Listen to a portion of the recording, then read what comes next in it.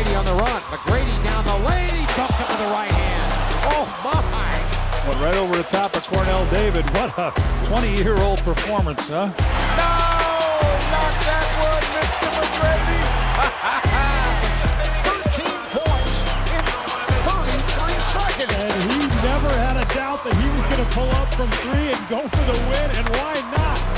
Unbelievable. Few players in NBA history have had as much God-given talent as he did. A 6'9" athletic anomaly who could handle the rock, shoot from deep, and take it to the rack with ferocity. His Hall of Fame career is filled with iconic moments, including buzzer beaters, posters, and killer crossovers. Yet, he's oftentimes overlooked when discussing the greatest players of all time. Injuries and downright bad luck ultimately left him without an NBA ring, making him one of the NBA's biggest what-if stories. But he'll always hold a special place in the heart of those fans who got to witness him ball out.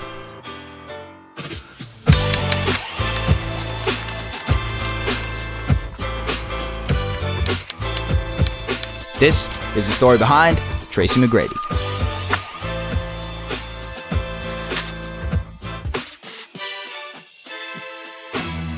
Tracy Lamar McGrady Jr. was born on May 24, 1979 in Bartow, Florida. From a very young age, McGrady's father was absent in his life, which left his care to his mother Melanie's and his grandmother Roberta. He was a two-sport athlete at Auburndale High School for 3 years, including averaging 23.1 points, 12 rebounds, 4 assists, and nearly 5 blocks per game in his junior year. But by his senior year, McGrady had to make a decision, baseball or basketball. McGrady chose the hardwood and transferred to Mount Zion Christian Academy in Durham, North Carolina, a prep school that could help him excel at the sport. McGrady was a relatively unknown prospect until an incredible performance at the Adidas ABCD camp skyrocketed him from the 175th ranked player in the country to number 1. McGrady then helped Mount Zion reach the number 2 ranking in the nation, and his personal accolades included being named a McDonald's All-American, North Carolina's Mr. Basketball by AP, and High School Basketball Player of the Year by USA Today. He finished his senior season averaging 27.5 points, 8.7 rebounds, 7.7 assists, 2.8 steals,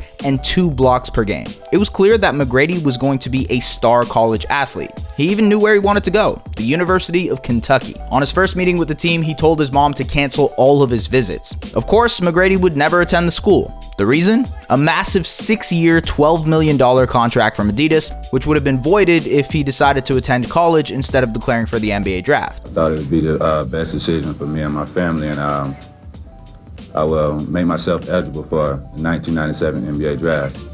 At the time, the NBA permitted prospects to jump right from high school to the league, and with that in mind, the 18-year-old declared for the 1997 draft, where he was selected 9th overall by the Toronto Raptors. The Toronto Raptors select Tracy McGrady from Mount Zion Christian Academy. Tracy McGrady was a relatively unknown player after your junior year. Now you're sitting up here, the 9th pick in the draft. How did your life change and why? It changed because, I just like to thank God first, and I had a lot of people supporting me, and I really worked hard to get to the particular point that I'm at. But his transition from high school star to NBA star wouldn't be a smooth one. McGrady was moving 1,300 miles away from home, north to be specific. The climate of Toronto was an adjustment in and of itself, and McGrady described his rookie season as hell. According to the 1997 SI profile, McGrady felt isolated without his family. He apparently slept as many as 20 hours a day and would always drive to games due to the cold, despite living just a few blocks from the arena. His long-distance phone bill reportedly reached a peak of $1,500. It didn't help that the Raptors initially didn't give their young rookie much playing time, averaging just 13 minutes a night. But late in the season, then Raptors head coach Darrell Walker resigned and Butch Carter was brought in. Under Carter, the team focused more on development, and McGrady saw a considerable increase in his minutes. And by the 1999 draft, McGrady would feel a little more at home. Well, sort of. The Raptors traded for the rights to UNC superstar Vince Carter. As it turned out, Carter was McGrady's distant cousin. My junior year is when I found out T-Mac was my cousin. We're playing pickup at Carolina all week. I said, hey, bro, you can use my locker, whatever, store your stuff. All week, because I knew it from back in the crib. All right. On Thursday, he's like, bro, I ain't going to be here Friday. On Friday, I'm saying, I ain't going to be on Friday because I'm going for a family reunion. I wasn't going because I was in school. You know what I'm saying? I was back in school playing pickup. He sits at the table with my grandmother. They get to talking. She's like, oh, so you went to school in North Carolina? She's like, oh, my grandson plays college ball. He's like, oh, for real? Who's your grandson? She's like, Vince Carter. I get a call on my grandmother's phone. What's up, cuz? What's up, cuz? I'm like, man, who the hell is this? This Mac, man. This T-Mac. What's up, cuz? And that's how we found out we were cousins. The two became inseparable, or as teammate D. Brown once said, they say they're cousins, but Siamese twins is more like it. That translated on the court as well. McGrady and Carter were very similar players, ridiculous, high-flying athletes with agility and quickness that made it hard to stop them off the bounce. They weren't the best shooters, but they were good for 2 points virtually any time they got close to the rim. Although that didn't generate any material change in the wins category for the Raptors, by the 1999-2000 season, the Raptors got over the 500 mark, and McGrady and Carter started making names for themselves across the league, most notably in that year's dunk contest at All-Star Weekend. The contest had lost some of its luster in the years prior, but Carter and McGrady put on a show that, to this day, is still regarded as one of, if not the best, dunk contest of all time. Oh, spectacular stuff by Tracy McGrady. What a way to open up. All right, here is Vince Carter with his first stop. Let's go home! Let's go home, ladies and gentlemen! After the incredible All-Star Weekend performance, McGrady became a contender for the Sixth Man of the Year award before moving into the starting lineup. He averaged 15.4 points, 6.3 rebounds, 3.3 assists, and a career-high 1.9 blocks per game, helping the Raptors, alongside Carter, clinch their first ever playoff berth. They were swept in the first round by the Knicks, but the Raptors had seemingly found their foundational core, something to build on top of. Carter and McGrady, McGrady and Carter. But in the summer of 2000, McGrady decided he wanted out of Canada, to play closer to home and to be the alpha dog of his own team, agreeing to a sign-and-trade with the Orlando Magic for a 7-year contract worth $92 million. Couldn't talk me out of it. I mean, I hated Vince, I hated to leave you, but it's a business, baby. I hated to leave, but I had to do what's best for me. Carter had become the defining star of the Raptors, Mr. Air Canada. But McGrady wanted a place where he could plant his own flag. Even to this day, McGrady regrets the decision, saying there was a potential for the Raptors to win a championship the very next season had he stayed. In his first season with the Magic, McGrady was paired alongside newly acquired free agent star Grant Hill. The two were supposed to usher in a new dynasty in Orlando, with Spurs forward Tim Duncan expected to join them. But Duncan balked at the last minute and stayed in San Antonio. Hill would only play 47 games in the 4 seasons he and McGrady shared a Magic uniform due to nagging injuries. The added offensive load paid off for McGrady, however. McGrady broke out as a superstar in the 2000-2001 season, averaging 26.8 points, 7.5 rebounds, and 4.6 assists to be named to his first All-Star game. He was named to the All-NBA second team and won the league's Most Improved Player award. In the playoffs, he scored a then-career playoff high of 42 points against the second-seed Bucks in Game 3 of the first round. To the lower right, McGrady goes inside, gets a basket, and one! Darvin Ham fouled him! The Magic lost the series, but it was clear that Orlando had a superstar in its hands. The season after, McGrady continued his dominance, averaging 25.6 points per game, 7.9 rebounds, and 5.3 assists to earn his second All-NBA selection, this time to the All-NBA first team. He made his second All-Star game appearance where he did this. And, the MVP stuff, that's for everybody else. What'd you think of that one there, Tracy McGrady? Talking to me and I'm missing it there. It's a fast break to himself, and he was the only one to do it. What's coming? Look at him go through 4 or 5 guys and posters.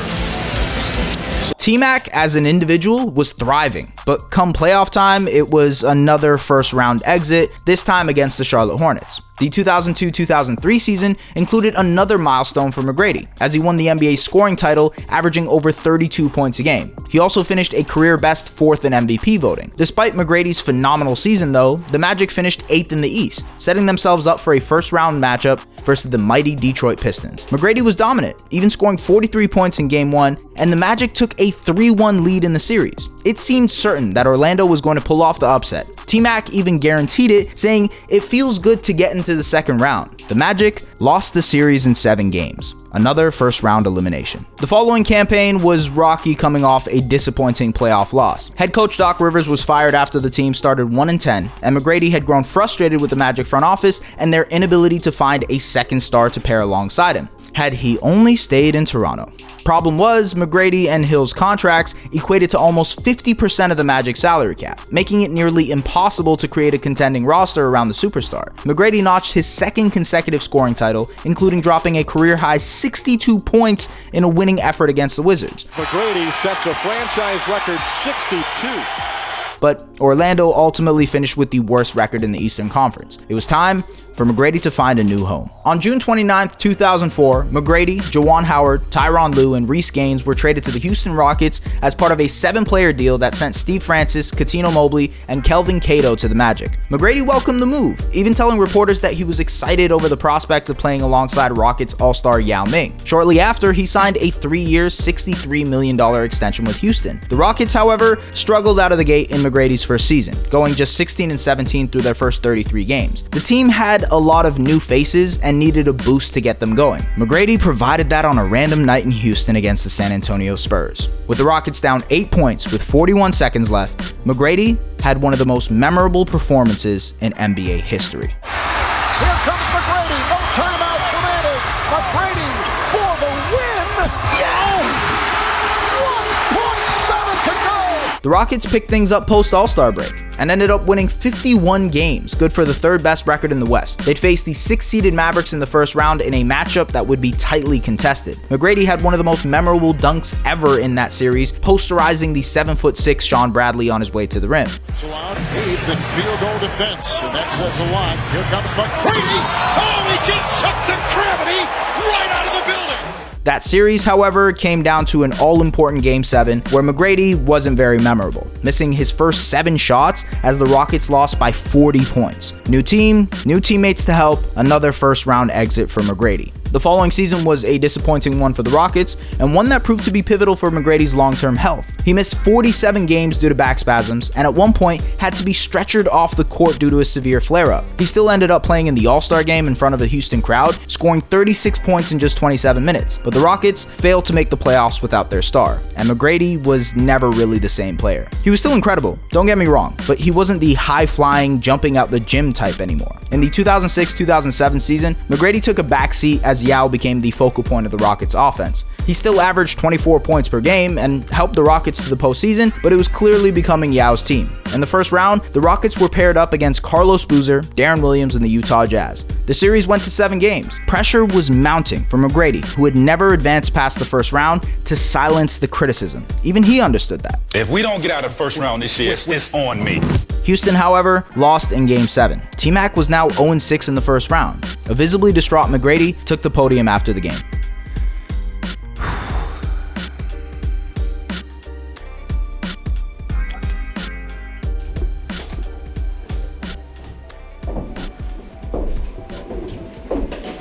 The 07-08 season saw the Rockets bounce back in an incredible way. They went on a 22-game winning streak, which was then the second longest in NBA history, despite Yao and McGrady nursing injuries at the time. The Rockets finished with the 5th best record in the West, earning a rematch against the Jazz in the first round. By the time the playoffs arrived, McGrady was dealing with injuries in both of his shoulders and his knees, which required him to have pain-killing injections and fluid drained from both of his shoulders and knees before he could play each game. And once again, the Jazz eliminated the Rockets, this time in 6 games, despite a 40-point 10-rebound outing for McGrady in Game 6. Following elimination, McGrady underwent arthroscopic surgery on both of his shoulders and left knee, which forced him to miss 18 games to start the next season. The Rockets hoped that this would help McGrady return to form, but just a couple of months later, McGrady had microfracture surgery, which cost him the remainder of the season.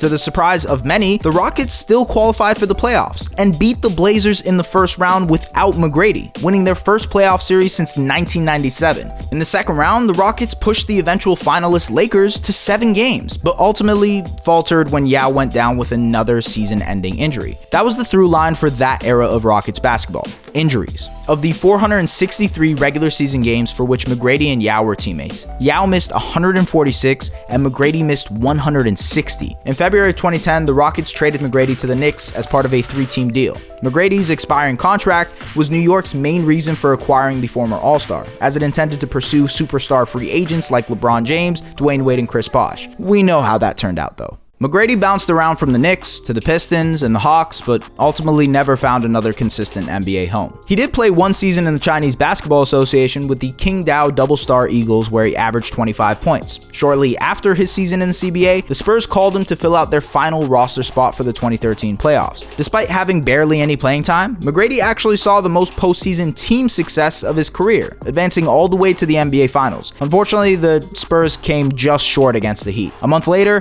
McGrady announced he was hanging it up for good. You have an announcement that you wanted to share right here on First Take. You know, I think I've had a great run, and it's come to an end.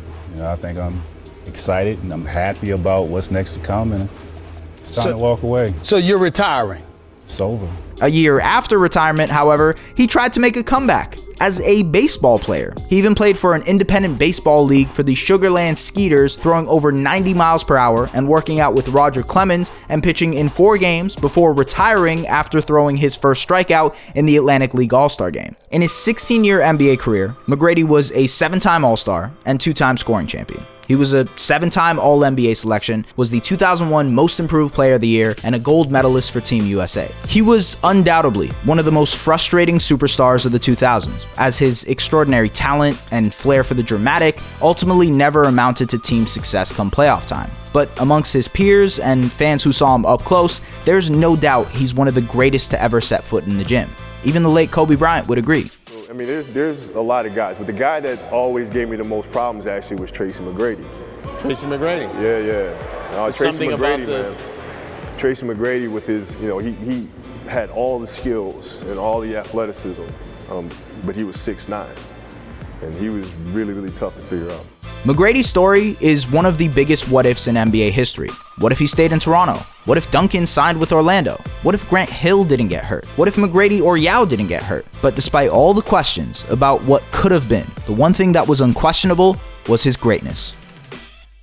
Thanks for watching. If you like this video and want to see more content like this, hit that subscribe button.